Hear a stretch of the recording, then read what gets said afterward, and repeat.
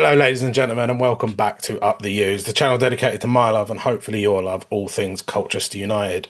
We're back today with another match preview. We're going to be looking ahead at our game at the weekend against Shrewsbury, and I'm proud to say I'm joined by Dan. Dan, how are we doing? Good, yeah, good. How about you? Yeah, not too bad, not too bad. Looking forward to the game at the weekend. I think after how couple of our results have been recently. I think this is one that Colu fans are hoping, unfortunately for Shrewsbury fans, hoping that we can get back on form. I Most fans imagine, say that when they play us, to be fair, so don't yes, worry. I'm used to hearing it. yes, I imagine Shrewsbury fans are sort of thinking another trip where hopefully be a bit better than the home leg. But before we get into all of that, Dan, where can we find you? Yeah, well, I'm part of the Salopcast team, so we're, I guess, the largest of the podcast that follows Shrewsbury Town. Not that it's a big world, but we come out more or less every week and talk about the ups and the many downs of Shrewsbury Town Football Club.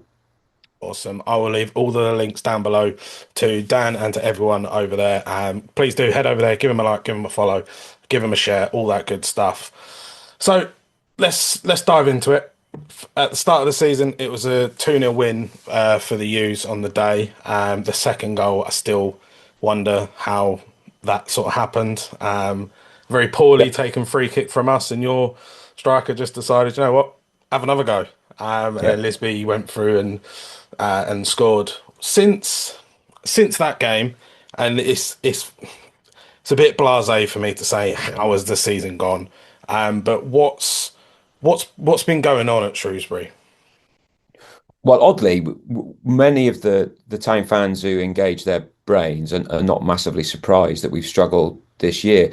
A lot of sides that come down from League One have the issue of a double dip, and just look at the top of the National League now. You've got a lot of sides that weren't in League One so long ago. So we were under no illusions that our recruitment had been really poor last season.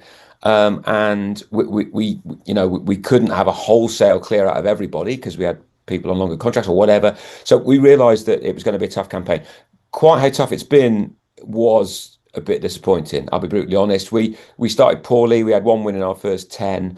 We had our November wasn't too bad. We won 3 games at the Meadow then, which picked us up a little bit. But it's been very, very bumpy all the way through. And of course, that led to a managerial change. Michael Appleton, who took over with 9 games to go last season as we were dropping out of League One, and to be honest, did woefully. But it wasn't his team, so no one was really too critical of that. But there was a degree of change last summer. We brought in 6, 7 new faces. Didn't really appear to work. He clearly didn't get on with all the players that had come in. 2 of them basically were a bomb squad who he just refused to pick, and they're people with about 700 league games between them. So that was never really explained. He was given the transfer window to sort of rebuild, to try and give us a fighting chance to stay in League Two, and then he was sacked right at the end of January. So work that one out. You buy 7 new players, or you get 7 new players in, and then you sack the bloke who's just brought them all in.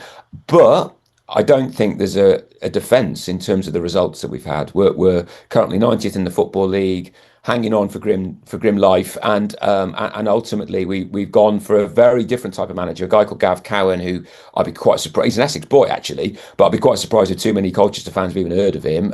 He played 24 games of league football, all for Shrewsbury Town, and he was the manager of Brackley before he joined us. Now he's lived in Shrewsbury for 20 years because of that 24-game period he had with us. And he's brought in 2 Shrewsbury born and bred assistants, one of whom you will have heard of, Dave Edwards, who used to play for Wolves, Yeah. Shrewsbury, of course, and played for Wales in the Euro semi-final. So we've got a very new managerial team compared to what we had. We've had 1 game with them in charge. That was last week against Barnet. And Gav Cowan said beforehand he's going to set his stall out to not get beat. And oh my days, did he mean it?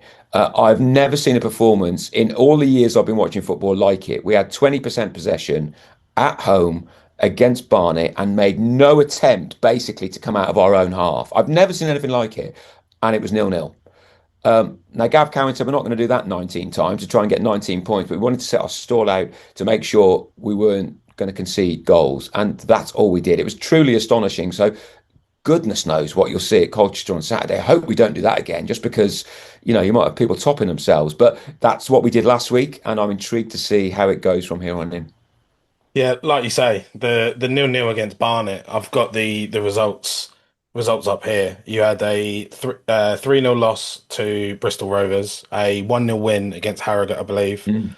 and then a Yep, 5-1 loss to MK and a 1-0 loss to Cambridge. Now, MK, Cambridge, their teams are up at the top. yep. Teams will lose to them. Obviously, a 3-0 loss to Bristol Rovers isn't the best thing in the world, but beating Harrogate 1-0, drawing, sorry, to Barnet 0-0.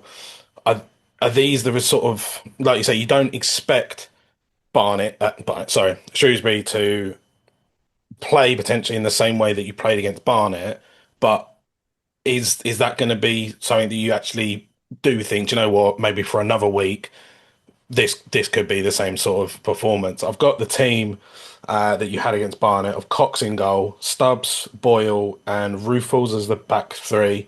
Yep. Hull, Freeman, Clucas, and Benning in the midfield. Ex-Col boy Anthony Scully sitting behind John Marquis and Lloyd. Is that, do you reckon, going to be the same team? Is it going to be a rinse and repeat, or do you think maybe a couple of additions? Well, is it going to be the same team? I have absolutely no idea. Right. And I'm someone who follows this in some detail, and I got no idea. To be fair to Gav Cowan, he's only had one game. So he's on a process of evolution himself. But one of the things we've noticed, particularly through January, is we've been completely schizophrenic. The 5-1 defeat at MK was as bad as it sounds. It was Yeah. terrible. The 1-0 defeat at Cambridge, who, as you rightly said, they're on their best run since 1975. It was Yeah. the 91st minute penalty that I don't think should really have been given. And that was a stubborn performance that had a lot of positives in it. It's away at Cambridge. We would have taken a point. I'd have thought home to Barnet, mid-table side, you might try and win the game. Right, I don't want to be revolutionary here, but winning the game might not be a bad idea. Away at Colchester, now I could see that as a game where you would sit in a bit more with a low block, try and take a point away from home. But I don't know if that will happen. I think there will be a little bit more expansion in our play. He very much likes a back three. Stubbs, the name you mentioned, son of Alan Stubbs, who used to play Mhm. for Everton. He's not a bad player, but he was one of the bomb squad. He hadn't played for 2 months, and we bought him for what for us is reasonable money in the summer. So I think he will play, and I think he's a key player. Whether the wing backs play as wing backs, that's Benning on the left, and if Benning might not play, we've signed a guy from called Burko from Salford this week, who may play in his place, and Hall on the right. If they're given the license to move a bit further forward, then we will have more of an attacking threat. But if they're not, and we effectively play what was 5-4-1, regardless of what the BBC might put on their website, then we won't get out of our own half. But I don't think we'll be that defensive again. I think that Yeah. you're asking for trouble. What happens if you score early? Mm. Yeah, So I suppose that's the sort of thing that you're sitting there and you're like you say, it may have been a bit of a sort of a dull performance against Barnet, but coming away with that point, and then like you just mentioned, obviously the penalty for the game against Cambridge. If that was a 0-0 draw, you're then looking at, you like I say, the 3-0 loss against Bristol Rovers, a 1-0 win against mm, Harrogate, losing 5-1 to MK. You're like, well, they're flying high. But then yeah, a forget 0-0 that. against Yeah. Cambridge, 0-0 against Barnet. You're sitting there going, do you know what? It's these sort of results where you start grinding out a point against just, yeah, low block, and just let's just go for the draw. These are then the games that come May where you sit there and go, do you know what? All right, it was a boring performance, but that 0-0 against Barnet, that's what's kept us up. Well, And and at that again, town fans who think about this realise that the aim is to finish 90th.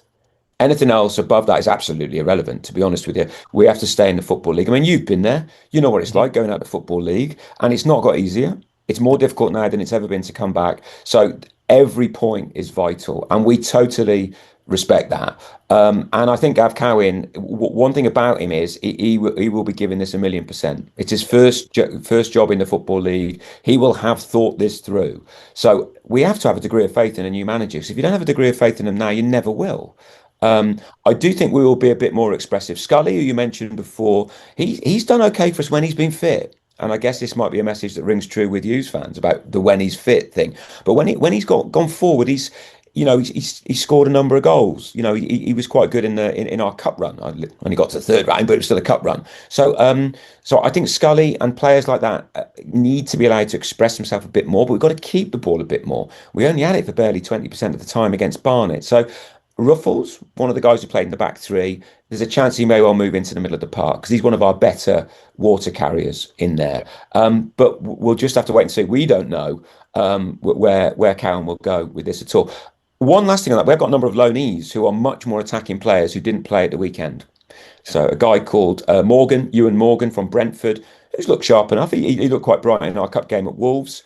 They may well come in. He may well come in to sharpen up our attacking options, and I think it'd be a good thing if he did. Yeah, so that was going to be obviously like we'll get into Anthony Scully and obviously another former youth player Brad Ihionvien in just a sec. For Shrewsbury Town, for the Colchester fans that maybe don't know them obviously as in depth as what you do, who are a couple of players that we should potentially look out for? Where is your threat going to come at the weekend? Well, I think in terms of threat, we need to keep the ball. If we don't keep the ball, there is no threat, as we saw against Barnet. So the guy Ruffles, who I mentioned, he's a neat and tidy, technically proficient player, and that's why I really want to see him on the left of a back three. He's played most of his time for us this season in front of the back three or the back two, because Michael Appleton quite liked the back four. And when he plays, we keep the ball a bit better. And if we keep the ball a bit better, then we give our more attacking players the option of getting it in more dangerous places. A guy called Cabia. Ishmael Cabia, who was on the bench on Saturday, was played most of the season. He's on loan from Arsenal, and he's a bit of a Bukayo Saka clone. I mean, he even looks like Bukayo Saka. He's not quite as good as Bukayo Saka, but he's got something about him, and he's quick. Yeah. And of course, pace gets you somewhere at any level of the game. So if Cabia plays the number 11, then we will have a little bit of pace going forward, and we'll try and get it to him. So he's definitely another one to keep an eye on. Awesome.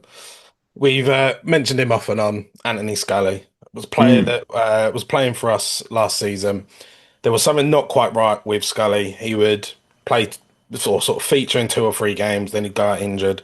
Then in the Virtue Trophy, he was getting his minutes, and again he would come off. And there was one game where I can't remember the team it was against, but me and my dad sat very close to the dugout, and he came off, and he just said we could hear him talking to Danny, and he said, "I don't know, there's just a pain in my foot." And then when Uh, he went back to Portsmouth, they found out that he still had, I think it was like a metal plate or screws in his ankle from a previous injury that should have been taken out years ago. And then he went and had the surgery, had the plates taken out, and then started to be able to play some more games. You've obviously mentioned he's still unfortunately picking up a couple of injuries, but what's Anthony Scully been like? well, I'm definitely glass half full with Scully. He has been in and out with injuries, and we did have that phenomenon of he just said something's not right here, and the medical team couldn't really find anything. But he's back. That kept him out for about 2 weeks, but he played on Saturday. I'm still not totally sure where his best position is. At times he's played in this sort of number 10 role. At other times when we ventured to play 4-3-3, which is not very often, but when we have played that, he's played in one of the left or right positions. He, and I'm not totally sure where his most natural position is, but we need to have more of the ball and do it at speed for him to be effective. And we just haven't done it enough. So I think it's almost a bit unfair to judge him because he's not come here to be part of a low block for 90 minutes. If you're doing that, you wouldn't pick Anthony Scully. And yet that's what we've done on a number of times of late. So I think if we can play a bit quicker and if we can play a bit more one touch, two touch, then Scully on the edge of that sort of, as a number 10 maybe, or just as a forward option, will have something to offer. Certainly Town fans not written him off, but just need to see a bit more of him. Yeah. Yeah, I'll be honest, it's everything you're saying is exactly the same as when he was with us. When he'd come on, he'd potentially come on and play just behind the striker, or he'd go out on the left, go out on the right, or even go up front himself. And the coach, the players was sort of, well, the fans were sitting there going, you can see there's a player there. You can see that he's got the ability and he's a technically good player, but it's just like, just need to see a bit more of that. And there were games potentially where he would maybe drift out of it a bit too much, but that's just because he's being marked out of the game. So it sounds like the Scully that we had is the same as the Scully that you've got at the moment, a player that you can see, do you know what, if he just gets the ball more, he can actually make attacks. He can make goals. He could set up crosses and stuff like that. So Yeah. it's One of good my to see that Salopcast it's colleagues made a point about Scully. I think it's quite good. Some players are much more effective in good teams. yeah. And I think Scully was very effective at Lincoln when they were going through their really good, well, they're still going through a really good spell. And of course, we're not in that position at the moment. So if we can build other things, then we may get actually more out of Scully along the way. Yeah, I think this one will be pretty quick. We was chatting about him just before we hit record. Brad Ihionvien was another coach of the boy. He got his move to Peterborough, and it looked like that, like a lot of players that go from Colchester, go to Peterborough, and then it goes on. I think he had a big falling out with He did. Ferguson, the Peterborough manager, and has come to you. What do you make of Brad? Well, so that's a frustrating story because he joined us and his first league start, he did play in the Virtue Trophy, was away at Barnet. And that's our only away win this season, and he scored two. Mm, So straight away, he's made a good impression, and he looked like somebody who reckoned he was going to score 5 goals a game. And yeah, I'm all for my centre forwards having a chip on their shoulder, just getting the ball and say, right, over to you. And then he got injured, and we haven't seen him for the last 3 months, and we're not going to see him again till the beginning of March. We're still on the books, mhm, but he's just been injured, so that promise, for want of a better word, has not really been fulfilled. But I think the club think enough of him to have kept him here. He's on a yeah, season-long loan, and he hasn't played for 3 months, so they haven't sent him back. So that I think yeah, they're hoping that come March we'll see a little bit of what we saw in that brief spell back in whenever it was, September. yeah. I think the thing that I used to like about Brad most was he's 6'3". He's a big guy. He's very thin, and he's also very quick, but he's also Yeah, strong. So he's like you've got the best of both worlds. You've got a tall striker that you could flick the ball up and onto. You've then got someone that can then hold the ball up. You've then got someone that if you play it in behind, he's got a bit of pace to get there. Obviously, our sort of thing was at the time he was like 19, 20, sort of going on maybe 21, and he was like he's just still that little bit raw. Obviously, proven striker like Marquis up front, who we'd probably all in a little group chat together, give him a few pointers. I generally think with given time and just the right sort of leadership, I think there was a bit of an attitude problem when he was with Ferguson at Peterborough. But I think genuinely that you've got the potential to have a really good player there. And yeah, hopefully come March when he comes back, he can help you to try and get some results for you. that's the plan. Yeah, that's the So plan. last time that Colchester played Shrewsbury, I am just going to have to bring it up because it was a little while ago. It was back in 2016. It was a nil-nil draw.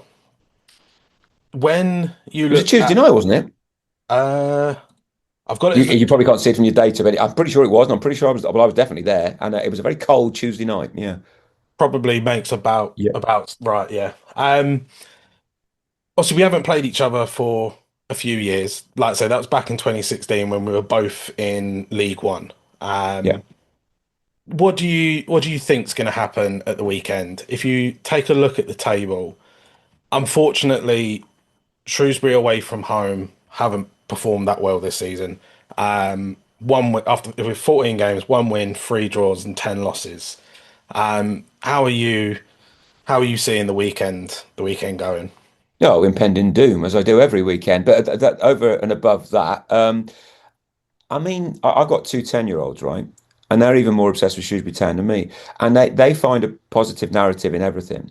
And this week's positive narrative is that we've been a bit unlucky. Now, let's forget MK Dons, but Cambridge away, for example, that didn't have to end the way it was. And luck does turn at Hmm. some point. And I can't tell you how, but we are due a little bit of something. So for that reason alone, you always travel in hope. I do think in more substantive terms, that we've got seven loanees, right, who've come in, and at least three of them look like they improve what we had because we really weren't very good before. We've got a guy from Wolves in the middle who if fit, Temple. And I felt, I'm struggling to pronounce his surname. Let's just call him Temple, big guy in the middle of the park, who puts his foot in, who looks like he's got a bit about him, and we've really missed that in the middle of the park. We're reasonably confident he's going to play, we think, at the weekend. If we can avoid conceding a goal in the first 20 minutes, then I think ultimately sides expect to beat us, right? because of where we are in the league, frustration sets in. And it sets in the stands, it sets in amongst the other team, amongst the players. And I think in that sort of scenario, if we can get through that, then there's no reason why the attacking options that I think we do have deep down, the Cabia I mentioned before, Morgan, if he plays, may be able to do some sort of damage. One thing to note as well, and I don't know how this will play into our manager Gav Cowan's thinking, but we've got Barrow on Tuesday. So that's a really, two of six are going down.